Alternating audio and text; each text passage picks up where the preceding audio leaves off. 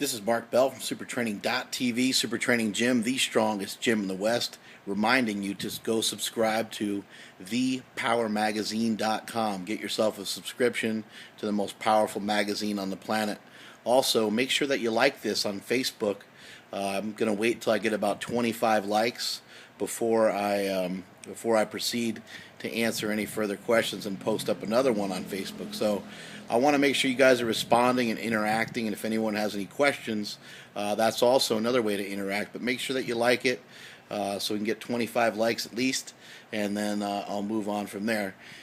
Be sure to also subscribe to my YouTube page, which is youtube.com/supertraining06.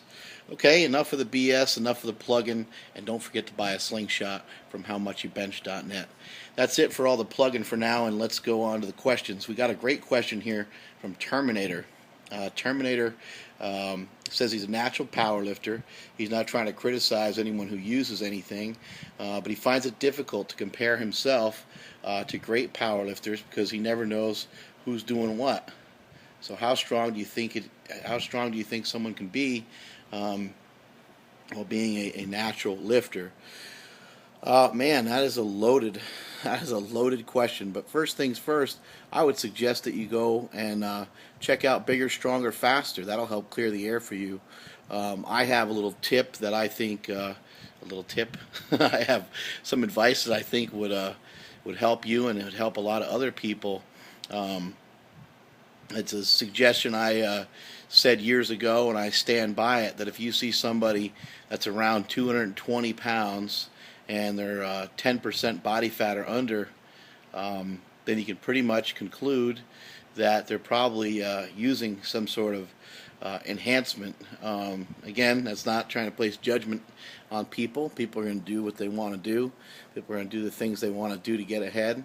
And for some people, it's an easy decision to do it. For other people, it's a moral decision, and they don't want to do it. So, again, 220 pounds, about 10% body fat. I know I'll catch a lot of flack for that. People say all kinds of crazy shit about me because of it, but that's really the kind of rule of thumb. Obviously, your height is going to be a factor in there. If you're 6'6" or something like that, then being 220 or something like that is going to be very easy, and being that lean will also be very easy. But if it's if it walks like a duck, then it might be a duck. One way of also telling is if somebody has some sort of huge increase out of nowhere. If they say, hey, I went to a meet and I did an 1,800 pound total, and then the next meet they say, hey, I did a meet and I did a 2,000 pound total. And they said, hey, I just did another meet and I did a 2,200 pound total, and so on. They're really climbing the ladder pretty fast, and that's very unusual. So that would probably also be another indication.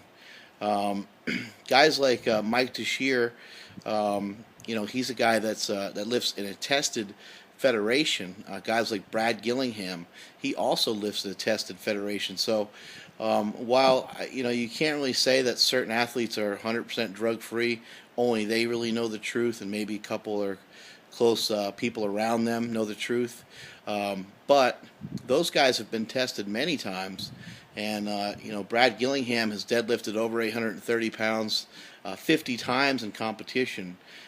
Mike Teixeira has deadlifted well over 800 pounds many times in competition, and is one of the strongest 275-pound power lifters on the planet. He weighs about 260 pounds.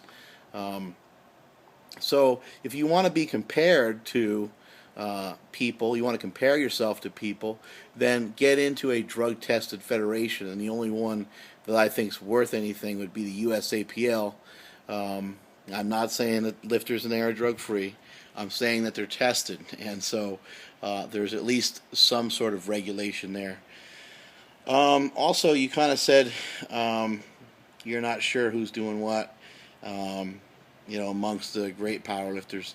The great powerlifters, the biggest lifts of all time, you can pretty much, I don't want to throw anybody under the bus here, but you could pretty much bet your ass that they're probably using something that you cannot buy at GNC. Let's just put it that way.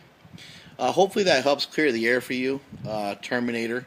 I'm not afraid of any questions that anyone has.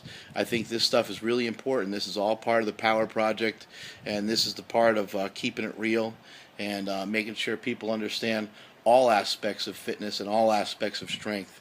Strength comes in many forms. Fitness comes in many forms, and there's a lot of elements to this whole puzzle. That you don't often hear people talk about because of propaganda and for people wanting to sell products and things of that nature. But through hard work and through dedication and consistency, there's a lot you can achieve. I've mentioned before, I'm not trying to brag about it, but I also know many other lifters and many other great athletes who have experienced the same thing. Before I ever touched anything, I did a 225-pound bench press for 40 reps, ran a 4.5 40. I was pretty athletic, was able to do pretty well with shot put and discus and things like that. So it was never a challenge for me. Not that it wasn't a challenge. Things were difficult, obviously, but being athletic and being strong and being explosive and being fast was something that came natural to me after I put in the hard work.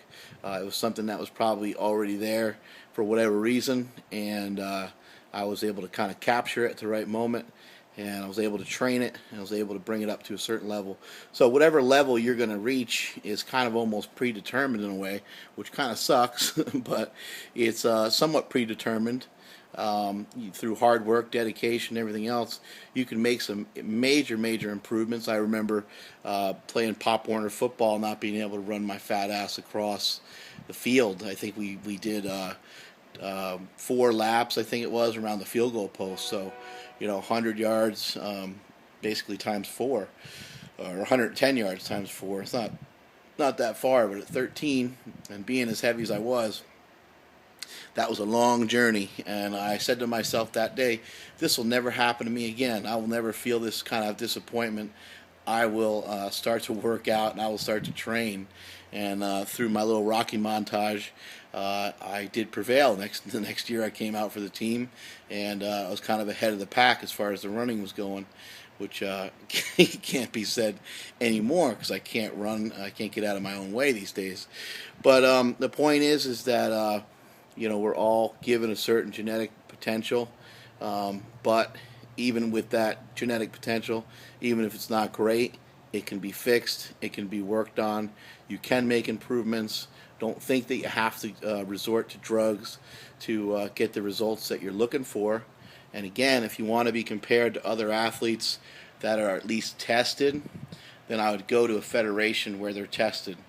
And that ought to help ease your mind a little bit. I know a lot of lifters that don't want to compete against people that they think are on, so they go to the USAPL.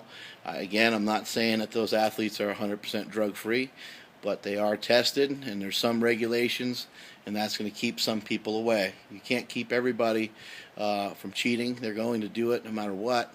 But again, it just kind of helps regulate things. So, Terminator, that's it from supertraining.tv. Again, folks, don't forget to like this on Facebook. Don't forget to subscribe to thepowermagazine.com and to my YouTube page, or I'll kill your whole face. Oh, last thing, I got one more thing for you. We got a cliffhanger tonight.